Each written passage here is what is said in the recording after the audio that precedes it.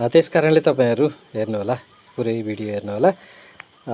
बाबु कति खुसी हुन्छन् बाबु नानीहरु हैन, उनीहरुले भने जस्तो चाहे जस्तो कुरा पायो भने त्यसकारणले तपाईहरु पनि यदि बच्चा बच्चीलाई यसरी खुसी दिन सक्नु भएको छैन भने दिनु होला। उनीहरु आफ्नो बलमा आफ्नो तरिकामा छुट्टै गर्न चाहन्छन्। हेर्नुस् त त्यहाँ डोरी नाग्ने खेल खेलिरहेका छन् हैन। अब उचालेर तर यहाँ एउटा अब सानो उमेरको लिहाज गर्दै हामीले यो सानो दिइराखेका छौं हैन। अनि फेरि त खेल्छन्, अनि उता हेर्नु साइकल देखे उतातिर जान्छन्, फेरि अनि फेरि आउँछन् यता खेल्छन् हैन। केटकेटीहरुको आफ्नो त्यही भएर भनिन्छ नि, बच्चा बच्चीको भविष्य कहाँ छ कसरी छ भन्ने कुरा यही अहिले नै हामीले निर्धारण गर्नुपर्छ अरे के। उनीहरुको जेमा इन्ट्रेस्ट छ त्यहीतिर हामीले दिन सकियो भने एकदमै राम्रो हुन्छ अरे। त्यो भएर हामीले यिनीहरुको जुन लवाज छ, यिनीहरुको जुन तरिका छ त्यसलाई चाहिँ हामी अलि ध्यान दिएर हामी गर्यौं भने त्यसले एकदमै राम्रो गर्छ। त्यसकारणले हामी ती कुराहरुमा एकदम ध्यान दिन आवश्यक छ।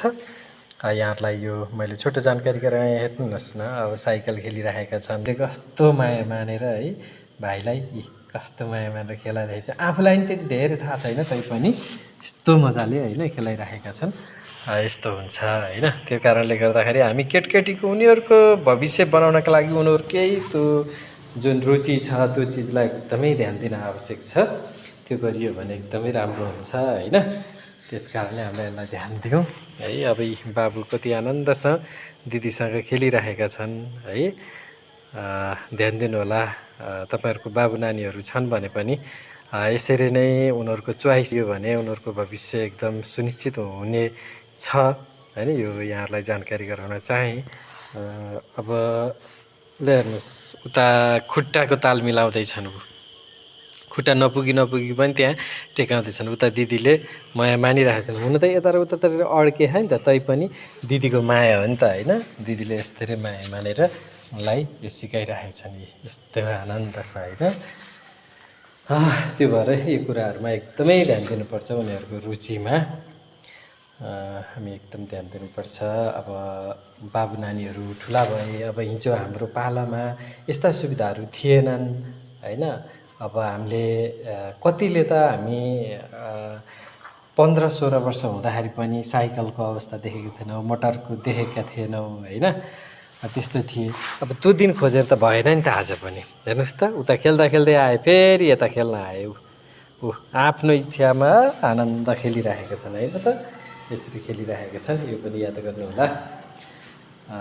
यो हुन्छ हैन। त्यो भएर हामीले एकदम उनीहरुको रुचिलाई एकदम ध्यान दिनुपर्छ। दिदी जान्छु भने दिदीको जाँदा जाँदै उता फेरि आमालाई उता माथितिरबाट आएको देखे, अनि आमालाई देखेर उनी चाहिँ गएनन् उतातिर। अब उता आमातिर गयो, आमालाई कुर्दैछन्। त्यहाँ अब पाइपमा पनि अब खेलिदिन्छन्। ल हेर्नुस् है त, ल हेर्नु उनीहरुको कति आनन्द छ के हैन। जता पनि यसरी बस्दिए भइहाल्ने के है। यस्ता तिनीहरु छन्। यो आनन्द छ त्यसरी घुमिरहेछ आहाहाहा हैन। आमालाई समार लिएर आइन्। अब लिएर आइन्। आमा चाहिँ पूजा गरेर आउनु भएको थियो सत्संगमा गएर, लिएर आए, खुसी भए। अब उनी हैन यता लिएर आए। अब कुर्दैछन्, अझै छिटो आउनु भन्दैछन्। अनि आमाले दिएको चिजमा केरा खाएनन् हैन। केरा दिँदा खाएनन् प्रसादमा। मलाई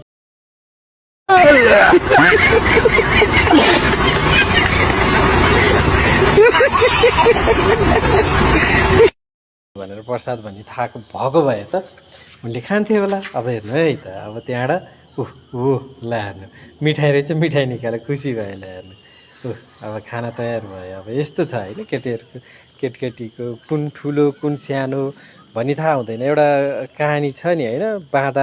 बाँदरले केरा र 500 को नोट रोज्यो भने एउटै केरा किन्नुहोस्, 500 को नोट रोज्छ भने जस्तै केटीहरु नि आफूले खान जे पाउँछ त्यही चिजलाई नै रोजिरहेका हुन्छन् हैन। यो जुन हामी यो भिडियोमा पनि देख्न सक्छौं। यो बाबुको हरकत अनुसार अब उनी खुसी हुँदैछन्, खेलिरहेछन् एक्लै पनि। दिदी छैनन् तैपनि आमालाई देखाइरहेछन् यसरी खेल्ने भन्दै हैन।